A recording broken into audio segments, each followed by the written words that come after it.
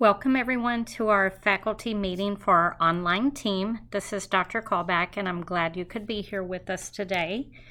So today we'd like to start, as we do every meeting, by reviewing our mission statement.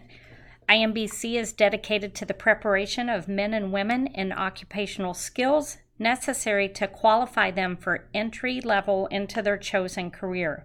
Programs at the school provide a combination of clinical training and classroom instruction to develop the abilities of its students for a successful career.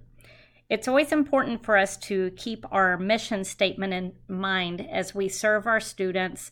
Sometimes we struggle with students. Some students are easier than others, but it's really important to remember it's our job to serve them, meet them at their level of effort, encourage them and help them complete their program, and ultimately get the job that they're trying to get.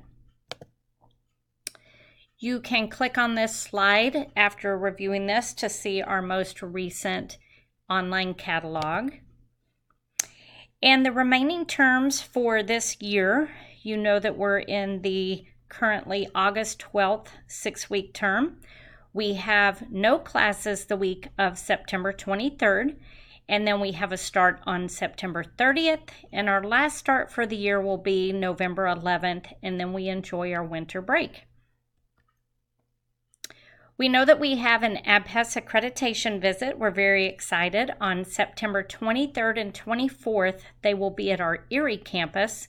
25th and 26th, they will be at our Pittsburgh campuses. Now, it's important to note that online is actually piggybacked off of our Erie campus. However, the Erie and Pittsburgh campus offer blended courses for students. So there will be a distance education evaluator, and when the time is closer, they will alert us of when they would like to call our online program directors, and also a group call with as many online faculty members as can make the call. Now, there's no need to stress. We do what we do very well. They will just ask basic questions like, how many students max do you have in your class? We know that we don't put more than 25 students. Now, you might see on the count of your roster more than 25. That's because we have Lionel, our retention specialist. I'm in every course. Kyle's in every course. Our academic coaches are in courses. But just basic questions, and I'll send over a short review for everyone. But don't stress, just tell them about our policies and our practices and everything we do to help online students succeed. This slide shows you our current number of enrollments. Our BAM program is growing slowly but surely. And again, IMBC isn't interested in having thousands and thousands of students. We want to grow at a very controlled pace so that we can manage and support our students in a very effective manner. You can see our retention rates on the right side, which are very strong, and the ABHES benchmark for retention is 70% per cohort year. Now, for ABHES, their reporting year goes from July 1st to June 30th of the next year. So when we report retention rates, placement rates, anything like that, it's for the reporting year of July 1st to June 30th. So these are really great rates, and they're very reflective of how hard all of you work every week by filling out your at-risk report, sending it to Kyle and myself, and all of the little things you do make a huge impact. So thank you. Some of our high-quality standards, we ask that you always check your micro-lecture. We always want to look for any misspellings, typos. If you ever see anything in your course, let Kyle and myself know. We'd love for you to contribute new things to add to the courses, current events, and let us know if there's anything that you have suggestions on. We can easily change a course going forward before we clone it, so we like to keep them fresh and relevant.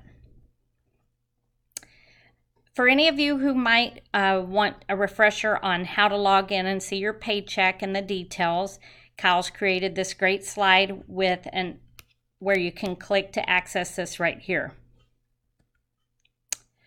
We are very excited that Patricia Tyhurst has joined us as a coding coach, and she's been with us since July.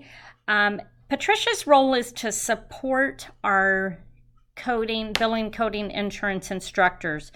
Those are some of our courses where we see that students struggle the most. They're hard, and unlike some other courses where you could fall a little bit behind and then catch up, you certainly cannot do that in coding. So Patricia has worked with me at a previous school and also with Kyle. She brings so much experience to the table. So she's the second layer of support. Of course, we have our coaches that can help with other things, but Patricia is actually a coding expert as well.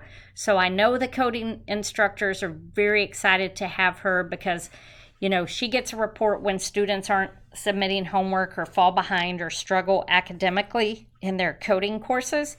And Patricia reaches out and sets appointments to try and help them and mentor them and tutor them. So thanks so much, Patricia. Super happy to have you on the team. And just as a refresher, our Medical Office Administrator Program Director is Kathy Richards.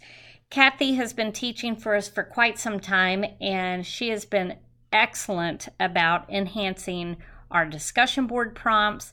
She's in the process of redesigning and reworking some of our courses. So more to come on that.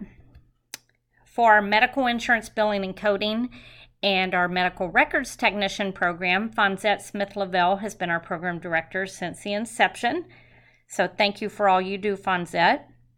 And then Dr. John Small, I've worked with him before at Sarasota University, and he's our business administration, marketing, and management program director. So just so everybody has the name and face. And then coming soon, we have graduation September 9th in Erie. Really exciting because we host graduation every July for Pittsburgh and every September for Erie, and our online graduates get to choose which of the ceremonies they want to attend. So very exciting time for us to celebrate and see all of the hard work come together. We will be posting a lot of graduation pictures on our social media, and these are all hyperlinks. Kyle does an amazing job managing our social media. So if you ever have any photos to share of our students or activities or really neat things to share on our page, please send those to Kyle. And just a reminder of how we partner with financial aid. Sometimes we have students who owe financial aid, maybe a form, maybe it's time for them to be repackaged, or maybe they owe a master promissory note or something. If a student is not responding to financial aid, we do partner with financial aid to temporarily lock a student out, because the next time they go to log into their class, it's shocking to them that they can't get in. Of course, they say, hey, I can't get in.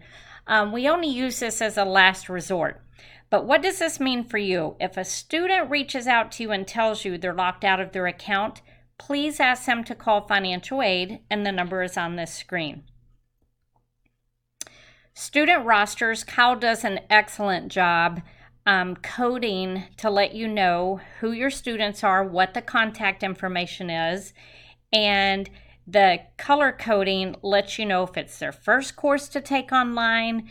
If it's an orange font, then they have been marked at risk for some reason.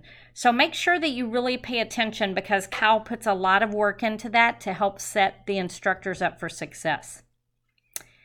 And we talk about, what does blended mean at IMBC? Blended means that students take a course in one modality. We do not do hybrid. Students do not come to campus 2 days a week and go online 2 days a week for the same course. We do blended, which means that you might have a residential Pittsburgh or a residential Erie student taking a course online. And after you see the student's name in the gradebook, you see a P for Pittsburgh or an E for Erie. And they all receive an orientation, and they have a lot of support on campus. We have an on-campus online learning lab. We have instructors who can help them as well. But give them a lot of time and attention as well, because it will help them succeed, and we appreciate that. New student outreach. We know that we use the new student roster to identify the new students, and we always send them a personalized email, but we'd like you to send them a text as well. We know that most of our students are big on texting, and if you follow up with them in the first 6 weeks and just check on them, even if they're doing well, we find this is an excellent retention tool. And not all students read their emails or answer their phone, and most millennials that we work with don't even have voicemail set up. So the more you connect with them like you've been doing, it really makes them feel like they belong, especially in the virtual classroom. So our grading practices, I won't go through these, but please review slides 18, 19, 20, and 21, just so you can remember the grading practices, and then point deductions and reminders, and how we specifically point out what a mistake is that a student makes. If we just put -5 spelling or grammar, the only way we can teach them how to correct a specific infraction is to list it out for them, and Kyle has demonstrated on this slide how we expect that in the feedback. And then these are our overall guidelines. And remember, these are videos, which if you forget, these are great refreshers. And then this is a video of how you can review the engagement analytics. Moodle has a lot of tools on the backside where, if a student reaches out to me and says they're struggling, the first thing I do is I go look and see how engaged have they been. Are they waiting till the night homework's due? Are they spending a significant time? You can even see every cookie crumb of where they've been. You can see, have they watched the videos? Are they spending much time in the ebook? So make sure that you watch that video if you have not yet. Like I said, you are the key to retention, and that's why we're doing so well. You send your at-risk reports during weeks 2, 3, 4, and 5. You send them to Kyle, and I appreciate you copying me. And this gives us indicators if someone's struggling academically or lack of engagement or for any other reason. And then we have a video that you can click as well. So every month we have an article or something to review. This week it's an article by Faculty Focus, Understanding Adult Learners' Needs. So you can click on this hyperlink to read it. And then we ask that you please send your reflection to Kyle by Wednesday, September 18th. And then our next meeting will be on September 30th.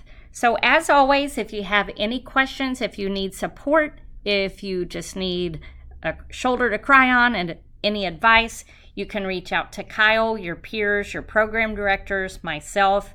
And again, we can't thank you enough for all that you do. Thanks so much and have a great week.